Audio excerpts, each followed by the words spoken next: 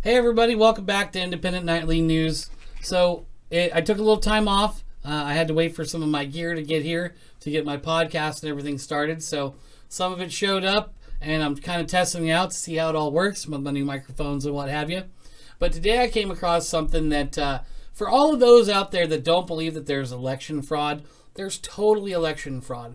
And I think that it may actually even happen on both sides.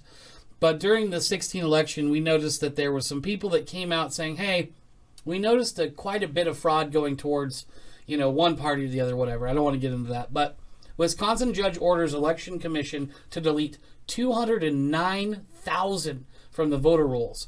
So what's happened is, this is Wisconsin, Port Washington.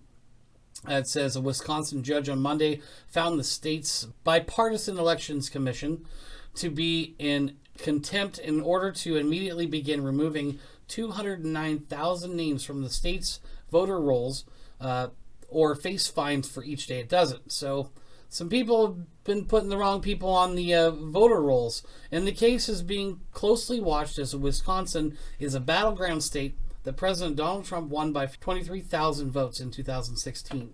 The Democrats are filing a lawsuit saying that the purge would unfairly affect their voters. Republicans say they merely want to ensure that people who have moved are not able to vote from their old addresses. So what they're doing is they're just doing a check on it. Like you got to do checks and balances. You got to go do audits. And they did an audit and found that there was a ton of people that don't live there anymore that still are on voter rolls, and they're unfairly voting in an election. So whether it's fraudulent on purpose or just people making a mistake, being too lazy maybe to even correct it or send in their new voter registration card, or even if they register in another state but that state doesn't take them off the voting roll, that's just one more way that people can get on that, vote for with your ballot, especially if it is a mail-in ballot as opposed to going to the election box and pulling the old lever, which they don't really do anymore, but for giggles, So that was one of the main big ones that I saw today. I don't know if any of you caught the LSU Clemson game tonight that's at halftime right now, but it looks like the president and the first lady caught that game, and man, were they greeted with an amazing applause, and it seemed like people were happy to have them there. See, Trump he's a person, right? He's doing what people do. He's trying to run this country. He had companies that he used to run. He's going to football games. It's really cool that he's actually at the college national championship. That's a really neat thing to have happen. If I was playing football and the president showed up for me to watch me, I'd feel pretty special. So I hope the Kaepernicks and those type of guys out there, I hope that they left it at home today. Just enjoy the fact that all eyes are on them. They're at the national championship. One team's going to win. Both teams are outstanding. This is going to be pretty cool. But let's not forget, the president took time out of his day to come watch one of the greatest football matchups ever. Is the national championship. So this is a pretty cool thing, and I really would like to hope that these colleges do appreciate what's going on. He's got lots of stuff to do. He's a businessman. He's busy. So going to a football game may not be the top priority for a lot of people, but I think it was cool that he made it out to this one. So kudos to the president and first lady for hopping over and watching that football game. So we've got Bernie Sanders here and Elizabeth Warren they kind of teamed up a little bit. It seemed like there for a bit, but they're having a little spat. Warren says that Sanders disagreed about women being able to win a presidency in a private meeting. So she's all fired up, and she's trying to use that as fuel. I saw a meme today. It was my favorite meme ever. It says, now that Cory Booker dropped out, I'm the only black candidate running for president, was Elizabeth Warren. Thought it was hilarious. Being that she's Native American and all of her success is piggyback off of her saying she was Native American, probably get scholarships. That's what it says for her board, being an attorney. So she's a liar. She's a piece of crap. She's a corporate crony Democrat turd. And you know what? Her and Bernie, they were palling up until she realized that Bernie's going to beat her. She's not going to win. All right. And sick.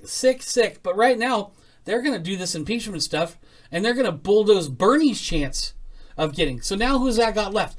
Biden. Biden is going to be the Democratic nominee because of this impeachment bull. They're going to roll it out this week. That's going to be the time where they're supposed to have their big debates. The only persons it's going to hurt is Elizabeth Warren and Bernie Sanders.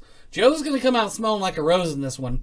Even though he likes to do the sniffing, he's going to be the one reaping the benefits. Well, here's one that got buried. So I checked out NBC News today, and it says that Trump authorized Soleimani's killing 7 months ago. 7 months ago. It says with conditions. So it said that basically that they can't go killing a bunch of innocent people. They don't want to take out, they just want to kill him. He's a bad guy. Let's get him. So it's weird how they passed this 7 months ago. Then he goes out and does it. And people are all pissed off about it, except for, the Iranian people that he oppressed. And now, they're still saying that Trump, his fault that Iran shot down that plane. Come on, man. Iran, they admitted to shooting the plane down on accident. They admit, yep, it's our fault, sorry. And like I said, dude, we did the same thing. It's not like we're better than them. It's just that when it's a heightened time like that, when there's these wars, innocent people die. And once again, that's why I'm not for war. I'm for no wars. It's they like to spin this pretty good for you. A lot of times, what'll happen in the future is that the facts start to come out about the past. And so I got a feeling for the next few years, I'm going to be doing a lot of stuff about the past. And what's weird is a lot of this stuff I've known for a long time. Things that are coming out in the mainstream media about like pedophile rings and Jeffrey Epstein and all that stuff. Honestly, I heard from Alex Jones, 3 years ago. It was old news in the conspiracy theory guys thing. So if you were a conspiracy nut like I am, you've heard about all this stuff for a long time. What's weird, though, is when all of a sudden it turns around and becomes mainstream news. And that's, it's happening every day. Every day there's something new. But sadly, I kind of knew about some of it a long time ago. But they deplatformed him. And look, they don't want me doing this either. So I'm trying to get my news station up off the ground. I've got all my equipment now for the podcast. It should be happening here. I'm going to figure here within the next couple days. Then I've got to do some work trying to figure out how to edit everything together, what the best camera angles are. It's going to be a lot of fun, but it's going to be a lot of work. So I really need you guys' support. I need you guys to go right there. Hit that little subscribe-y. The little subscribe-y button. Click it. Okay, you guys. Love ya. Thanks again, you guys. I love doing this. It's so much fun.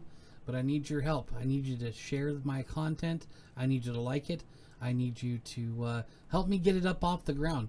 So I've talked about it every time. We've got that podcast coming. It's going to be a great time, you guys. I look forward to seeing you. Love you.